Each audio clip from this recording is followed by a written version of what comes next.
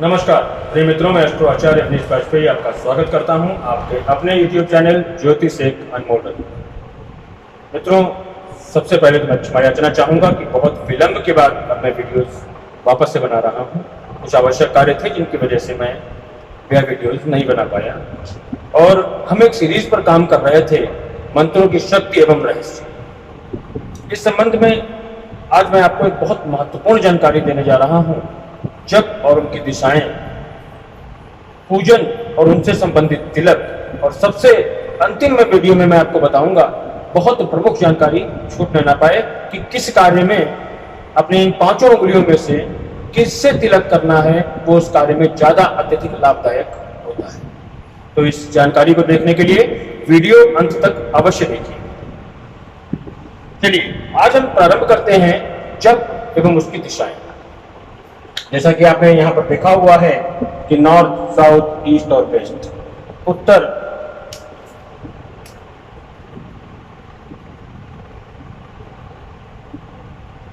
पूर्व,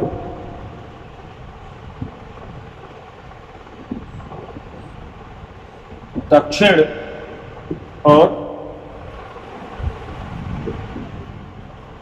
पश्चिम, ये 4 दिशाएं हैं। और हमको कौन सा जप किस दिशा की ओर करके करना चाहिए जिससे वो अत्यधिक लाभदायक सिद्ध हो सके। अगर मैं कहूं पूर्व दिशा की बात, तो जितने भी दैविक कार्य होते हैं, दैनिक पूजन भी होता है, ये पूर्वाभिमुख होकर ही करना चाहिए।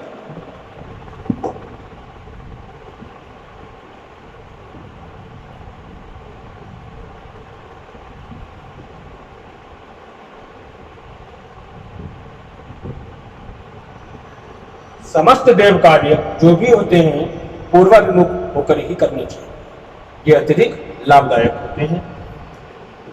पितृ से संबंधित कार्य, किस समय पितृ पक्ष का समय भी चल रहा था अभी कुछ समय पहले तक, तो पितृ से संबंधित कार्य जितने भी होते हैं वो दक्षिणाभिमुख होकर करना चाहिए।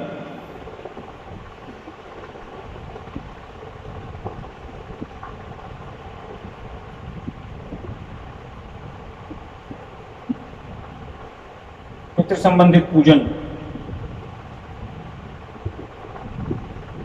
दक्षिणाभिमुख होकर करना चाहिए।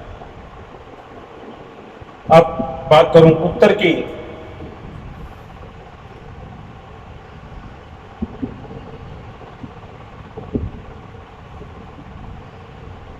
अनुष्ठान, तप,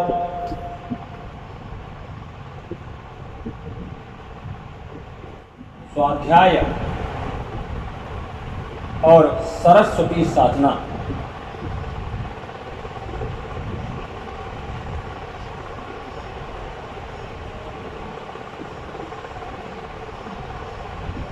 ये हमेशा उत्तर की तरफ मुख करके ही करना चाहिए। इसके बाद कुछ लोग संध्या भी करते हैं। संध्या या रात्रिकालीन जो भी जप किए जाते हैं, संध्या व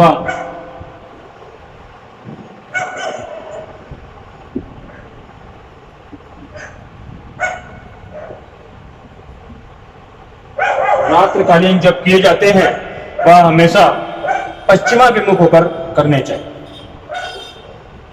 अभी आप लोग इसको नोट कर लें, क्योंकि यह चीजें बहुत जरूरत होती है कि हमें किस तरफ मुख करके किस देवता की पूजा करनी चाहिए या किसकी पूजा किधर की दिशा की तरफ मुखा करके होना चाहिए, इसकी जानकारी मिल सकती। आप लोग ये नोट कर लेंगे, इसके शॉट भी लेकर के आप लोग नोट कर सकते। अब हम आपको बताते हैं कि पूजन, किस देवता के पूजन में कौन से तिलक का इस्तेमाल करें।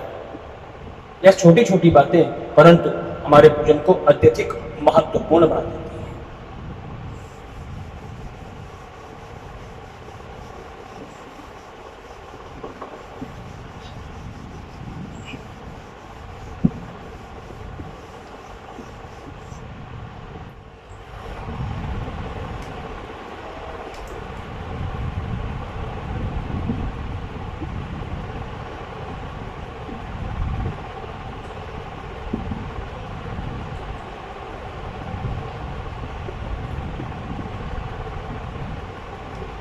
पूजन व तिलक।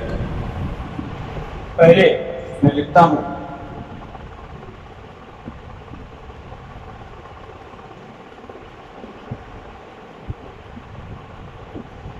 विष्णु पूजन,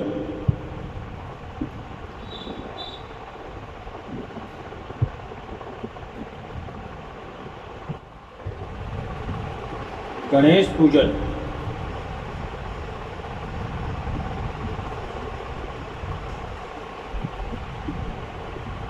पितृ पूजन,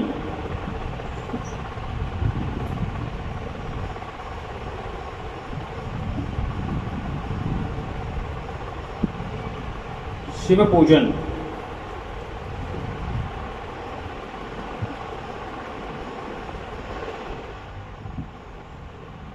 ऋषि पूजन, मानव पूजन,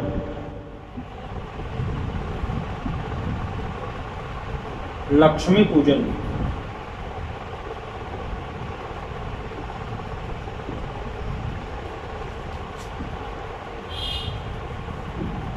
कोई तांत्रिक पूजन,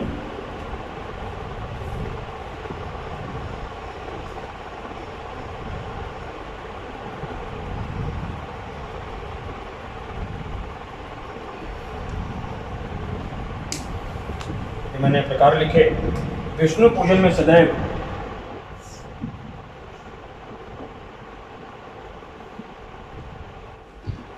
पीला चंदन का इस्तेमाल करें।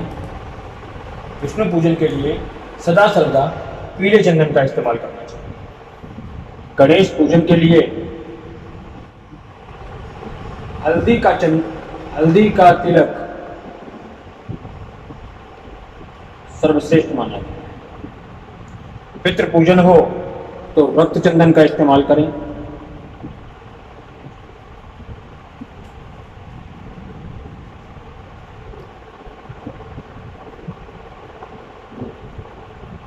रक्त चंदन का इस्तेमाल करें। रक्त चंदन लाल रंग का जो चंदन आता है, मैं उसकी बात कर रहा हूं। रक्त चंदन का इस्तेमाल करें। शिव पूजन के लिए भस्म का इस्तेमाल करें, और यह भस्म यदि बेल पत्र की हो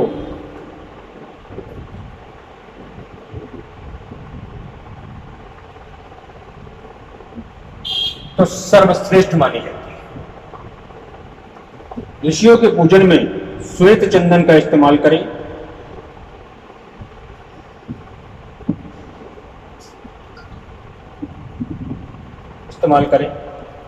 और मैंने आपको कहा था कि मैं आपको अंत में यह बताऊंगा कि हमारे इन 5 उंगलियों में से किस किस उंगली से कौन कौन से पूजन करने चाहिए जो अत्यधिक लाभदायक दें।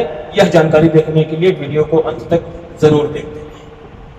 और आप लोग ऐसी और भी महत्वपूर्ण जानकारियां चाहते हैं तो हमारे वीडियो को शेयर अवश्य करते रहिएगा, ताकि बहुत अधिक लोगों तक यह महत्वपूर्ण जानकारी पहुंचे और उनको लाभ। व्यक्ति पूजन तो बहुत करता है लेकिन उसको अक्सर लाभ नहीं होता। कारण यही है कि छोटी छोटी चीजें हम लोग भूल जाते हैं या हमको मालूम ही नहीं होती या हमको बताई ही नहीं गई, तो समस्याएं उत्पन्न होना तो स्वाभाविक सी बात है। चलिए हम थे मानव पूजन पर। मानव पूजन पर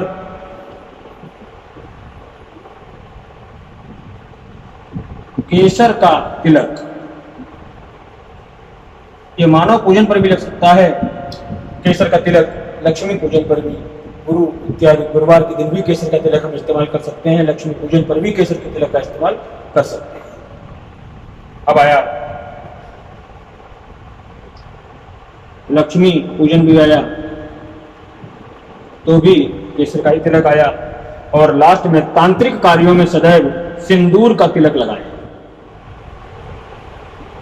तांत्रिक कार्यों में सदैव सिंदूर का तिलक लगाएं। हाँ, एक चीज मैं आपको जरूर कहूंगा कि कुमकुम शिव को वर्जित है। शिव को कुमकुम सर्वथा वर्जित माना गया है। शिव के पूजन में कुमकुम का इस्तेमाल नहीं करना चाहिए। आप लोग ये जानकारियां नोट कर लें, अद्भुत जानकारियां हैं। इसके बाद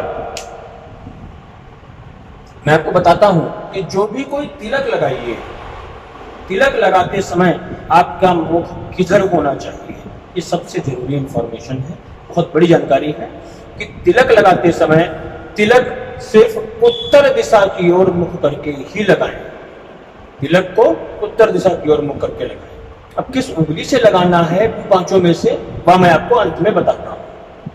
जरूरी है, जरूर देखिए। और कहा जाए तो कोई भी पूजन बगैर तिलक लगाए तो करना भी नहीं चाहिए।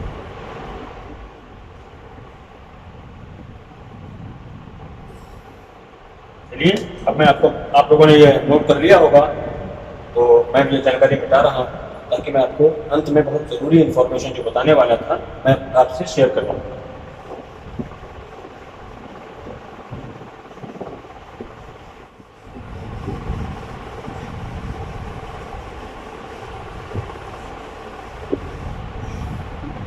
अगली जानकारी है कि कौन सा पूजन किससे करें। तो पहले तो हमारा आता है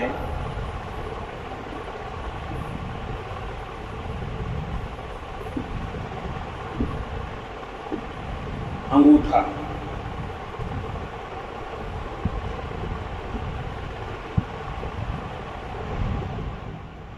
तर्जनी,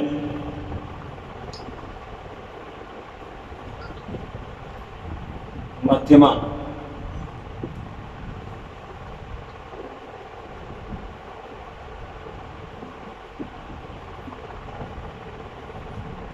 अनामिका और कनिष्ठिका।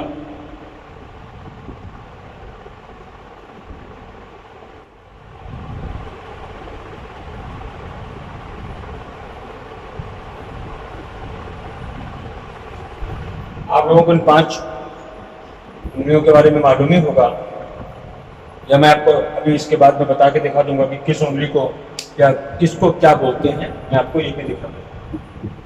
अंगूठे का से तिलक जो किया जाता है यह अक्सर विजय प्राप्त करने के लिए किया जाता है।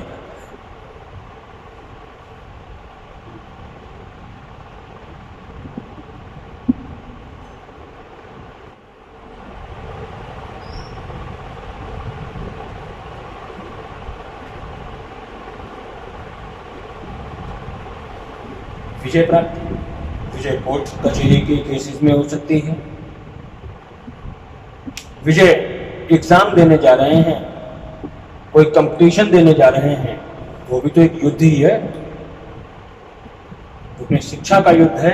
आपको कई लोगों से कंपीट करना है, कई लोगों के साथ में आपका एग्जाम होगा, तो कई लोगों के बीच में निकल के आपको आगे आना है। ये भी एक विजय ही कहलाती है। किसी भी कंपटीशन के लिए जाएं तो भी तिलक अंगूठी से लगाएं, या कोई कोर्ट कचहरी में जा रहे हैं तो भी तिलक अंगूठी से लगाएं। अब आज के ज़माने में राजाओं महाराजाओं की तरह युद्ध तो हुआ नहीं करते, तो युद्ध की तो बात ही नहीं रह गई, परंतु तिलक जब अंगूठी से लगाया जाता है तो विजय प्राप्त होती है। तर्जनी, तर्जनी से तांत्रिक कार्यों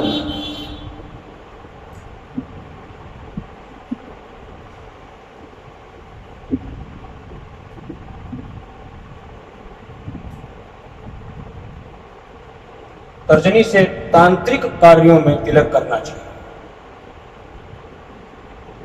तर्जनी से तांत्रिक कार्यों में तिलक करना चाहिए। मध्यमा से पितृ कार्यों में,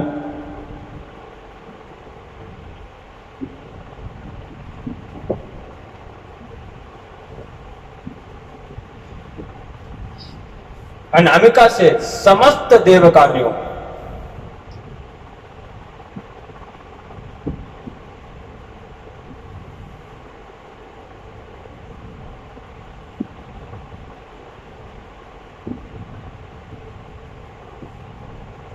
अनामिका से समस्त देव कार्यों में तिलक करना चाहिए, और कनिष्ठिका से तिलक सिर्फ ऋषि कार्य में करना चाहिए।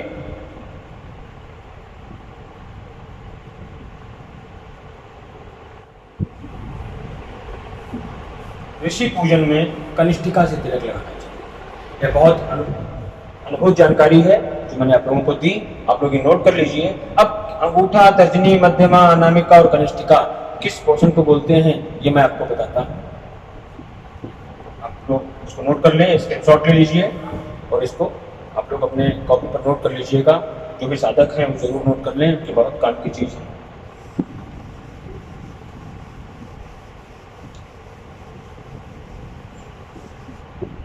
अब एक तरीके से मैं अपने हाथ को ही ड्रॉ कर लेता हूँ।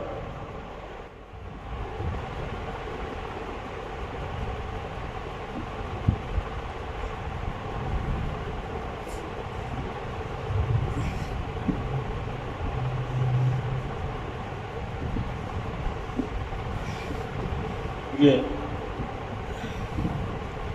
मेरा हाथ है, एक तरीके से समझ लीजिए।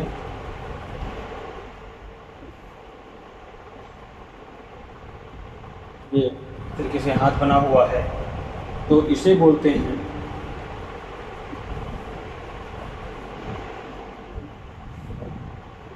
अंगूठा।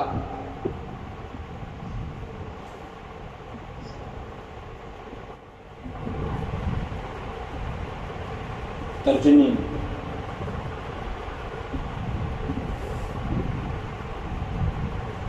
मध्यमा,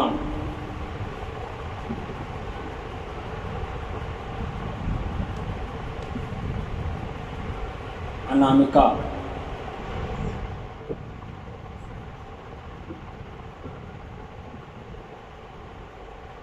और ये कनिष्ठिका। ये आप लोग ध्यान से देखें, ये हमारा अंगूठा हुआ, ये तर्जनी, इंडेक्स फिंगर बोलते हैं इसको। अक्सर आपने किसी को डांटते, समझाते, धमकाते देखा होगा तो अक्सर यही उंगली उठाई जाती है, ये तर्जनी बोली जाती है। ये मध्यमा होती है, इसके नीचे शनि प्रकट होता है, ये मध्यमा उंगली बोली जाती है। ये अनामिका, इसको रिंग फिंगर भी बोलते हैं, इसको रिंग फिंगर भी बोलते हैं, ये अनामिका होती है। और ये जो सबसे छोटी उंगली होती है हाथ में, इसको कनिष्ठिका बोलते हैं। तो अंगूठा जो होता है, इससे जब तिलक किया जाता है तो विजय प्राप्ति के लिए होता है। इससे जब तिलक किया जाता है तो तांत्रिक कार्यों में किया जाता है। इससे तिलक किया जाता है तो पितृ कार्यों में किया जाता है।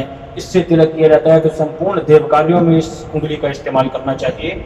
और लास्ट में ऋषि पूजन कोई होता है या ऋषि कोई आता है, साक्षात भी सामने आता है और ऋषि को तिलक किया जाए तो इससे करना चाहिए, यह प्रावधान होता है। तो बताइएगा आपको जानकारी कैसी लगी। और इसी के साथ मैं आप लोगों को नमस्कार करता हूँ। हर हर महादेव, जय शिव शंकर, जय गुरु।